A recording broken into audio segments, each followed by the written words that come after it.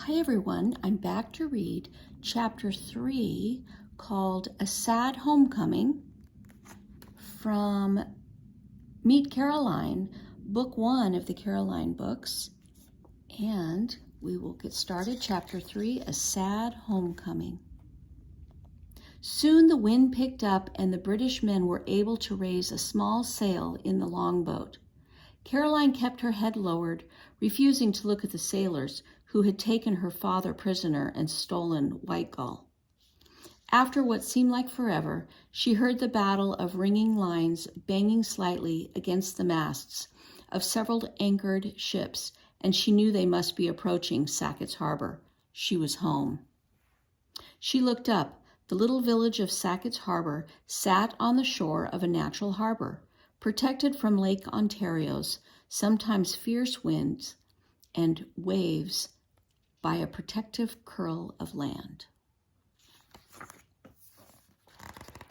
A little long block house perched at the rise. That was where American soldiers watched over the port and protected its ships. Caroline hoped that the Americans would come and arrest Lieutenant Morris. As she watched, the abbot's house came into view up the hill from the harbor on the eastern edge of the village. Caroline pictured Mama and Grandmother inside, polishing pewter or cleaning fish for supper, not knowing what terrible thing had happened. "Show us where to land, child," Lieutenant Morris called. He pulled a large white handkerchief from his pocket and waved it above his head. Caroline knew that white handkerchiefs or flags were used to signal a truce. The lieutenant was telling the American soldiers not to shoot. Caroline pointed toward the dock at Papa's shipyard. Just knowing that Papa's workers were nearby made her feel safer. The longboat moved through the harbor on the American Navy ship Oneida, which was anchored there. Sailors gathered at the rail to watch. Two Seneca Indian men canoeing past with baskets of whitefish to sell stopped paddling and stared. Caroline heard shouts from the landing. Several workmen lifted their heads and pointed. Lieutenant Morris's sailors maneuvered the longboat beside a wooden ladder nailed to Papa's dock. Caroline jerked up her skirts with one hand and half stepped, half tumbled over the side of the longboat. Her foot slipped from the rung she'd aimed for, and icy water clamped around her leg, knee-deep. One of the British men held out his hand to her. "Here now, let me help you," he said. "I don't want your help," Caroline yelled. She clenched the ladder and managed to find a foothold. Climbing up a ladder in a wet skirt was even harder than climbing down. The dock trembled beneath heavy footsteps as Papa's chief carpenter ran to meet her. "What's this?" Mr. Tate demanded. "Miss Caroline?" "I have delivered the young lady," Lieutenant Morris shouted, waving his handkerchief again as the longboat pulled away, "as I promised her father I would." Caroline glared at the lieutenant. There he is. "I didn't know that a war had started," she shouted at him. "What you did is not fair." "War?" Mr. Tate stared at the departing longboat. "War, you say?"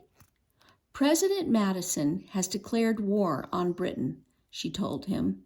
"The British officer took Papa and Oliver prisoners and seized White Gull." Mr. Tate sputtered. "Why, I could just—" His hands clenched into fists. Caroline grabbed his arm. "I have to find Mama, but please go tell the Navy men before some other American ship gets captured." He gave one grim nod and pounded down the dock. Caroline ran after him, shoes squishing.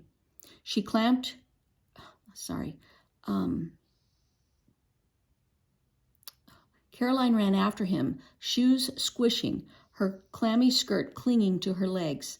She ran through the shipyard and past the warehouse shops and market stalls near the harbor. Turning up the hill, she dodged a man balancing a large toolbox on one shoulder and a woman selling candles from a tray. "Isn't that the Abbott girl?" someone asked.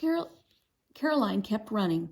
Her lungs felt ready to burst by the time she ran up Main Street's hill and turned onto the lane that led to her own home. She passed the Shaw house, and finally up ahead was her home. And there was Mama, cutting rhubarb in the garden. "Mama," Caroline croaked. Mama glanced up, then scrambled to her feet and ran to meet her daughter. "Caroline, what is it?" She grabbed Caroline's shoulders. "What's wrong?" Caroline's words came out in breathless bursts. "The British took Papa prisoner. Oliver, too." Mama turned pale. "What?" "And they stole White Gull. They said we're at war." Mama clutched Caroline close in a tight embrace. "Oh, heaven protect us." Half an hour later, Grandmother put a cup of steaming ginger tea on the table in front of Caroline. "Drink up," she ordered. She was a white-haired woman with stooped shoulders, who moved a little more slowly and with every passing year. Her blue eyes could spark with impatience, though. Caroline picked up the cup and sipped. Mama was striding back and forth, her heels clicking angrily against the footboards. How dare they, she muttered again. Grandmother sat down in her chair by the fireplace, where she could warm her bones. "There is nothing the British won't dare," she said quietly. Caroline knew that Grandmother was thinking about her husband, who had died fighting for America's independence during the Revolutionary War. Mama stopped pacing and looked down from Grandmother to Caroline. Her voice was as firm as an oak plank. 30 years ago, British soldiers killed my father," she said. "I will not allow British soldiers to imprison my husband and nephew now, not without trying to win their freedom." "Do you hear me?" "Yes, ma'am," Caroline whispered. Still, she didn't see that she and Mama and Grandmother had any choice. Papa, Oliver, and White Gull were gone, and Caroline was desperately afraid that she would never see them again. Caroline jumped when someone knocked at the back door a moment later. A young man who stepped inside was all long arms and long legs and skinny as a fence rail. "Seth, I'm so glad to see you," Caroline said. Seth Whistlesley was only a few years older than Caroline. He was the local post walker, tramping up and down the lakeshore delivering news and mail. Sometimes he even crossed the border into Upper Canada, so Caroline was never sure when she'd see her friend again. When he could spare a day, though, he and Caroline went fishing together. "Is it true?" Seth demanded.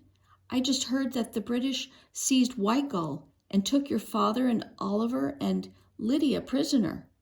They said Lydia could go home, but the rest is true." Caroline quickly told her friend what had happened. "Well, I think it's high time for war," Seth muttered. "The British have never respected our American border. They interfere with our trade, and everyone says they encourage some of the Indian tribes to cause trouble.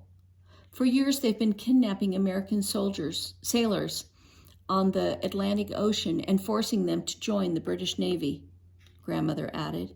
"And now they've kidnapped Papa and Oliver," Caroline said. She slid one hand into her pocket and clenched the cord, now thick with Flemish knots, that Papa had given her. Mama began to pace again. "Oh, I wish I had a way to send a message to Aaron and Martha in Upper Canada, but now—" Her voice trailed away. Caroline understood Mama's worry. Uncle Aaron and Aunt Martha, Oliver and Lydia's parents, had moved their family from New York to Upper Canada several years earlier. "I can take a message to them," Seth offered. Caroline's eyes widened. "Is it still safe for you to go to Upper Canada now that we're at war?" "I have several letters that need to be delivered there," Seth said with determination. "People are depending on me. I'll make sure that Lydia is safe at home with her parents." But you're an American, Caroline said. She turned to her mother. If Seth goes to Canada, won't the British arrest him too? I think so, Mama replied. White Gull attracted attention because it was flying an American flag. Oh, she said, I don't think so. White Gull attracted attention because it was flying an American flag, and because both sides are desperate for ships, Seth added. People are saying that whichever side can control the Great Lakes will likely win the war. Still, we don't know what's happening over there.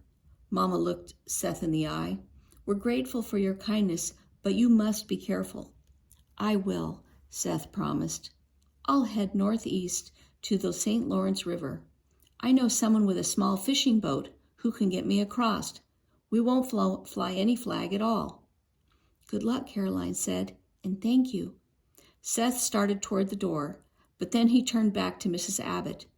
I almost forgot. I was at Porter's warehouse earlier. He said to tell me that the carpet you ordered arrived this morning. He'll have his men bring it around. After Seth had left, Grandmother spoke.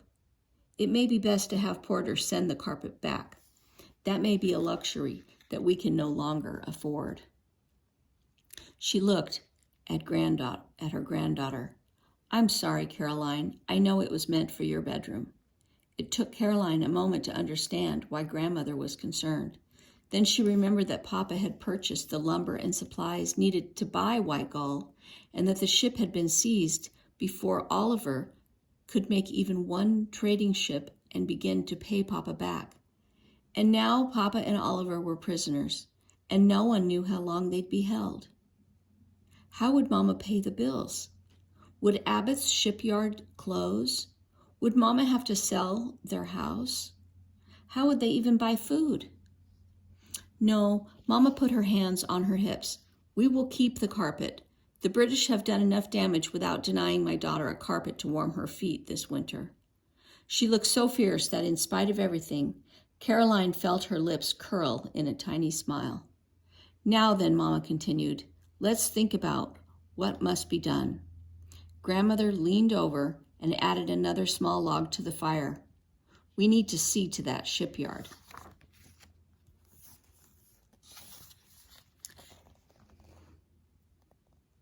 And you could talk to the Navy men in Sackett's Harbor, Caroline suggested hopefully. Lieutenant Wolseley isn't the man in charge.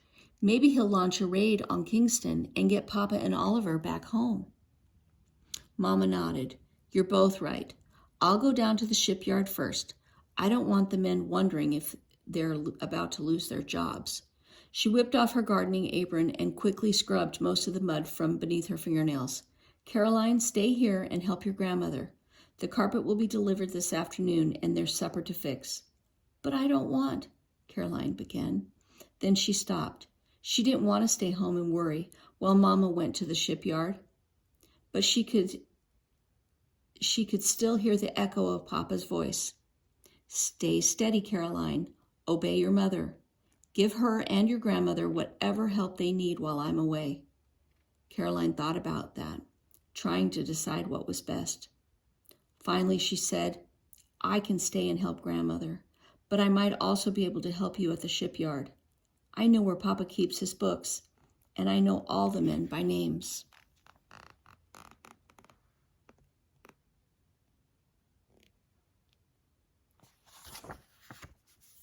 Grandmother nodded approvingly. I'm fine here alone. Mama paused and then reached for her shawl. Very well, Caroline. Come with me. Okay, and that is the end of chapter 3. And next time we will read chapter 4.